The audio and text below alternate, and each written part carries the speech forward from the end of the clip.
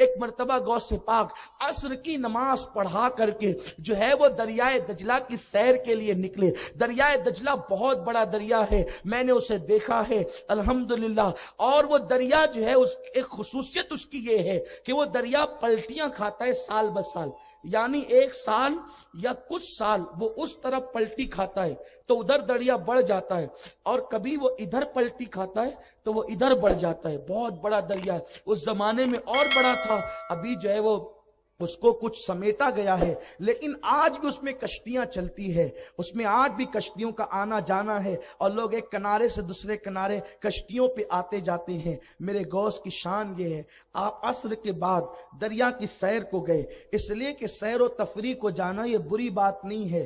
سیر و تفریح کے لیے جا کر وہاں عیاشیاں کرنا، گناہ کرنا یہ بری بات ہے. ورنہ اللہ کی نشانیوں میں غور کرنا، اللہ نے تو نے دریا کیسا بنایا، پھول کیسے بنائے، پتیاں کیسی بنائی، یہ سب چیزوں میں غور کرنا عبادت ہے. بلکہ صوفیہ فرماتے ہیں کہ اللہ کی نشانی میں غور کرنا 70 سال کی عبادت سے بہتر ہے. اللہ رب العزت نے ہمیں حکم دیا سیروا فی الارض، زمین کی سیر کرو، لیکن لوگ سیر نہیں کرتے بلکہ جا کر کے پکنک پر عیاشیاں کرتے ہیں. اللہ لوگوں کو نیک توفیق عطا فرمائے، اللہ ہمارے حال کی اصلاح فرمائے. تو آپ دریا کی سیر کو گئے ہیں، دیکھا کہ ایک بڑھیا ہے وہ ٹھلیا لے کر کے آتی ہے اور وہ پانی بھرتی ہے اور ٹھلیا رکھ کر کے دوپٹے سے آنسو پوچھنے لگتی ہے. نبی کے گھرانے کے فرد تھے، دل میں خیال آیا اس کی آنکھ میں آنسو کیسا. تو آپ نے خادم سے کہا جاؤ اور جا کر کے اس بڑھیا سے پوچھو کہ تیری ٹھلیا کو کسی نے پتھر نہیں مارا، تجھے کسی نے گالی نہیں دی، تجھے کسی نے ستایا نہیں، تجھے کسی نے پریشان نہیں کیا، بڑی بھی تو روتی کیوں ہے. خادم گیا، بڑھیا نے کہا جا تو اپنا کام کر، میرے رونے سے تجھے فائدہ کیا ہے، میرا غم آخر کون بانٹ سکتا ہے.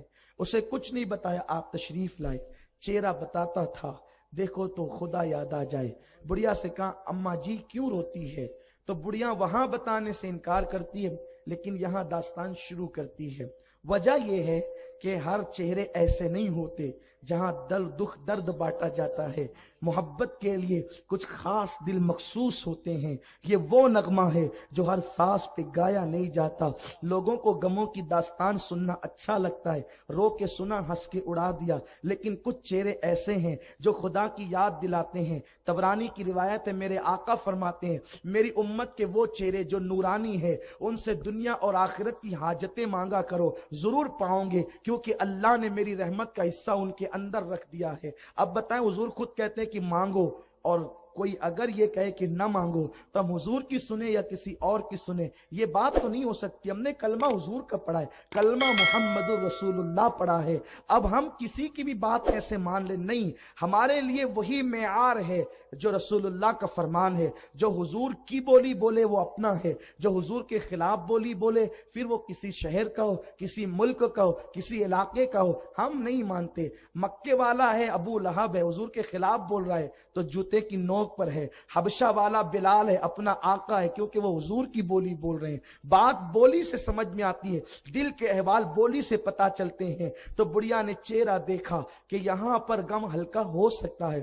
کہا کہ بات یہ ہے کہ میں رونے کی وجہ، مجھے میری ٹھلیا کو کسی نے پتھر نہیں مارا، مجھے کسی نے گالی نہیں دی، کسی نے ستایا نہیں، لیکن بات یہ ہے او میرے مونس کہ میرا ایک لوتا بیٹا تھا اور میں اس وقت بیوہ ہو گئی تھی جس وقت وہ میرا بیٹا میری گود میں تھا، اور میں اسی کو پالتی تھی اور بے وگی کا داغ دھلتی تھی. تمنا یہ تھی کہ جب میرا بیٹا جوان ہوگا تو اس وقت میں اس کی شادی رچاؤں گی. وہ بڑھیا ہے مذہب کے اعتبار سے عیسائی، ابھی بھی وہ عیسائی ہے. شادی رچاؤں گی، بڑی دھوم دھام کروں گی. اور ظاہر سی بات ہے کہ عیسائی کیا دھوم دھام کر سکتے تھے وہ آپ اچھی طرح جان سکتے ہیں. تو بڑھیا سے سنا پھر کیا ہوا. کہا میں لے گئی اور بارات کو دجلہ کے اس پار اور دلہن کو بٹھا کر کے لائی اور بڑی شان سے لائی. میں خود بھی بارات میں شریک تھی. ہوا یوں کہ میں کشتی کنارے پر آئی، ساحل پر آئی، دریا کے کنارے پر، اور اس کے بعد جب دریا کے کنارے کشتی آئی तो मैं उतरी और मेरे साथ चंद बाराती उतरे।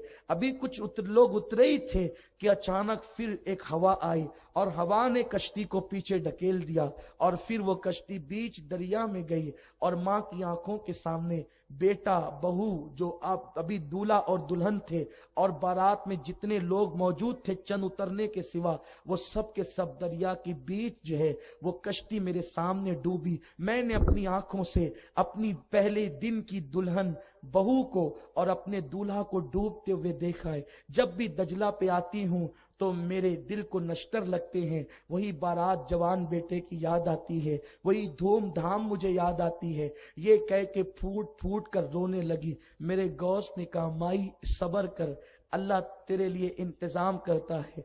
उसने गुस्से में अब देखा, अब सब्र की तलकीन तो सब कर चुके, तुम्हें बताकर फायदा भी क्या होना था। आप भी सब्र की तलकीन करते हैं, बस ये जुमले कहने थे, दिल पे जाके लगे। वो खानदान ही ऐसा खानदान है कि किसी की आंख में आंसू देख नहीं सकते।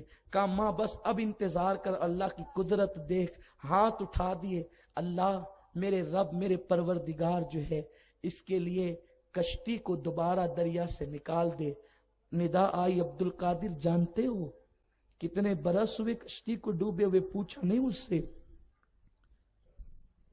अर्ज किया, मेरे अल्लाह तू ही बता दे। इरशाद हुआ कि 12 बरस हो चुके हैं।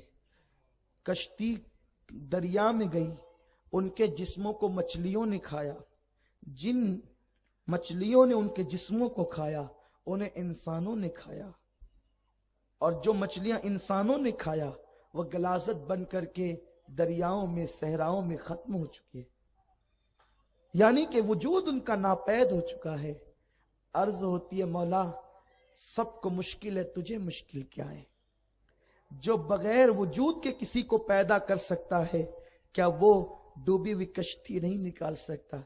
इरशाद हुआ, अब्दुल कादिर मेरे बंदे, न मांगता तो अच्छा था, बस फिर जो मकाम महबूबियत अल्लाह वलियों को देता है, तो आपने अपनी चादर की तरफ हाथ बढ़ाए, और दूसरी रिवायत है कि अपने जुब्बे की तरफ हाथ बढ़ाया, और उसके बाद कहते, अल्लाह अगर तू उस कश्ती को दरिया से नहीं निकालता तो फिर तेरे अब्दुल कादिर को यह मकाम महबूबियत का हुल्ला जेब नहीं देता। आज इसको ऐसा उतारूंगा कि फिर कभी नहीं पहनूंगा। बस इतना कहना था कि अब्दुल कादिर देख मेरे बंदे, मेरी कुदरत का करिश्मा। और उसके बाद मेरे गौस ने दुआ की, और फिर उधर वो कश्ती उसी तरह जाहिर हुई। वो कश्ती उसी तरह जाहिर हुई जैसे कि वो शान से डूबी थी। बुढ़िया ने देखा, दंग रह गई, और अल्लाह अकबर, उसने कहा ये क्या है? कहा ये मेरे अल्लाह की कुदरत है, मेरे रब की कुदरत है। कश्ती किनारे पर आई, बुढ़ी भी को यकीन नहीं आता था ये क्या है। बुढ़िया ने बेटे को सीने से लगाया, फिर कहने लगी, मैं तो बुढ़ी हो गई, अब 12 साल जो है वो गुजर चुके, अब मैं अपने पोता पोती को देखूं तो कैसे देखूं, बेटे की शान देखूं तो कैसे देखूं, क्योंकि अब तो मैं जल्दी मर जाऊंगी। मेरे गौस ने कहा, नहीं तू नहीं मरेगी, तेरी जिंदगी जब खत्म होने वाली थी वो 12 साल तक मैंने और बढ़ा दिया, यानी जितना तू देख सकती थी वो सब बढ़ गई। तो वो पूरा खानदान मुसलमान हुआ। मुसलमान हुआ तो उस दूल्हे को दुनिया ने शाह दौला के नाम से जाना, और शाह दौला मुसलमान हुए, गौस पाक के खलीफा हुए, और गुजरात की सरजमीन पर उनका मजार मौजूद है, सरकार गौसुल आजम के। और हम हिंदुस्तानियों की किस्मत भी बड़ी अजीब है कि वो शाह दौला भी हिंदुस्तान आ गए। गौस पाक के खुलफा में हम अल्लाह की निशानी बनकर, ये वो लोग हैं, ये है गौसुल आजम दस्तगीर। आप सोचते हैं ये क्या है, ये क्या है? ये क्या, ये अल्लाह की कुदरत है। अल्लाह जिसको जो चाहे मर्तबे अता करता है, अल्लाह जिसको जो चाहता है शान अता करता है।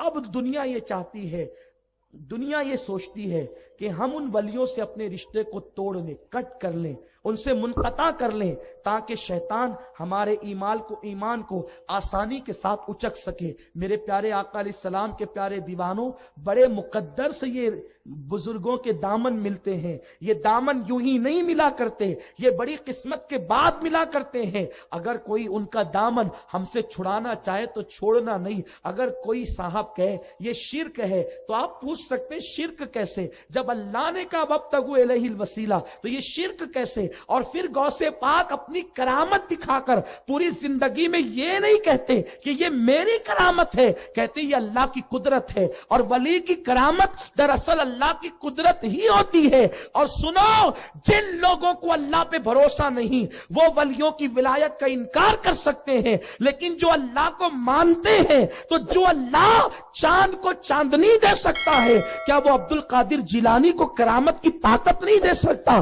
بات تو اللہ کے دینے کی ہے کہ اللہ نے ان کو ایسا بنا دیا ہے کہ ان کو لوگ دیکھتے چلے جائیں اور پتہ کرتے چلے جائیں کہ ان کی شان کیا ہے، ان کے مرتبے کیا ہے۔